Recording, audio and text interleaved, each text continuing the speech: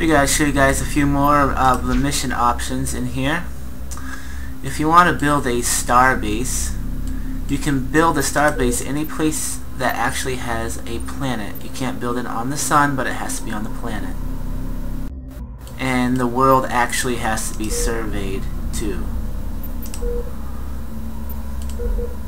As you can tell on this world, I have it survey day. It's MU or MU or whatever you want to call it. I can either send a patrol there with a combat fleet, or I can build a station. And I'll give you basic some of the options here. Survey is obviously to check out the planet.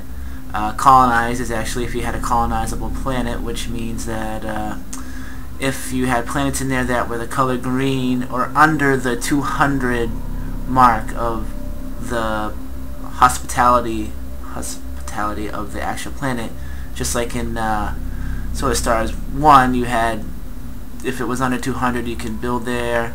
If you brought 200, you can build there. It's the same idea here. It's just you have visual cues where the planet will be green or yellow or red to tell you if you can build there or not.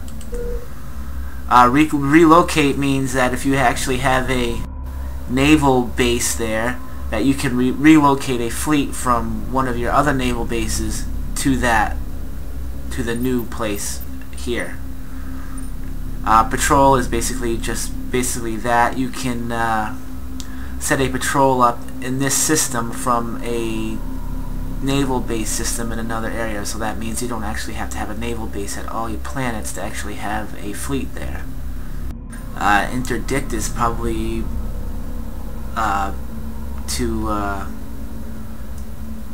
attack enemy ships in an enemy system or in your system. Invade obviously is to invade another system. Strike is the same idea. Build a station is what we'll get into in a few seconds, but that will actually be able to build the 4 different types of stations you can have in this game. Upgrade station, station manager, fleet manager, and defense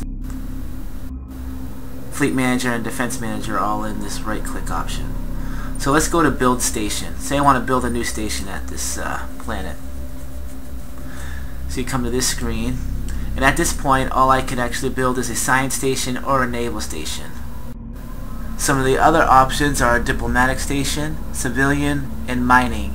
I have not researched these yet, so I can't actually do them. Diplomatic station helps you with your diplomatic points that you actually get in the diplomacy screen. We haven't actually gone through that yet because I have not actually messed with that yet. Civilian is for trade and making money, and mining is obviously for increasing the output of construction costs and stuff like that. So say I want to build a station here. I actually have a construction fleet that you started with that is available. Just like in Survey, you click on the fleet that you want to be part of the mission.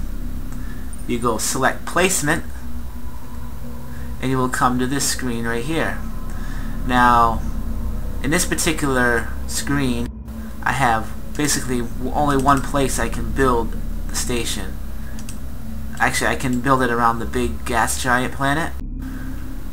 And usually you can build it on the moons, but for some reason I can't build it here, so I don't know quite what defines that. But on the gas planet, even though I can't colonize that, I can build a station.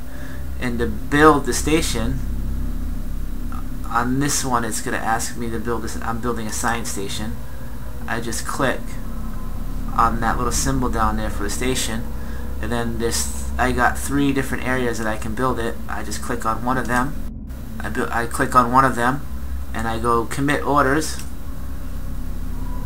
and the station will be built there. You can do that for every station.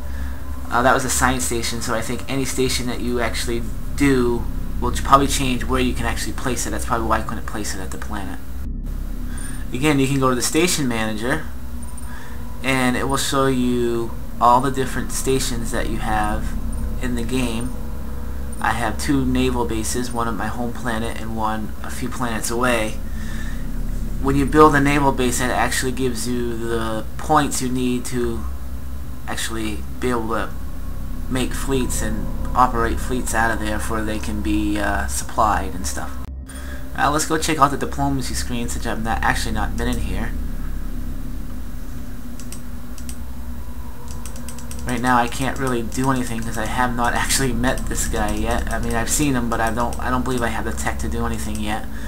But I know everything's based off your GDP score for what you can do for diplomacy, and but basically all I know about it right now. Sorry about that. And we will check out the ship design screen in here too. Basically, a quick rundown. This is the default screen. You can change it to weapon test mode, where you actually see the whole full ship. If you click on Ready, Commander. The actual ship, you can Target locked. do target practice on all the different things to see what how good your ship will actually shoot, and any weaknesses it might have where it will not be able to shoot. Get back out of this. Just like in the first game, you have the 3 different sections that you can change. I don't have very many sections right now, but if I want to change the front section from standard command to strafe or hammerhead, it will actually change them. The same idea as the first game. Same in the middle, I can change it to police cutter, construction, drone, basically all. And obviously this one over here is for your different nodes, your middles, and your fronts. To change your weapon types, you actually have to click on the weapon, double click, and then you click on the little pop-up, and you can change all your different weapons for every different actual cannon that's on that particular mount, and you can do that for all of them. As you can see, if you click on the ship, you can actually see all the different things. I don't know what the Hannibal stuff means yet.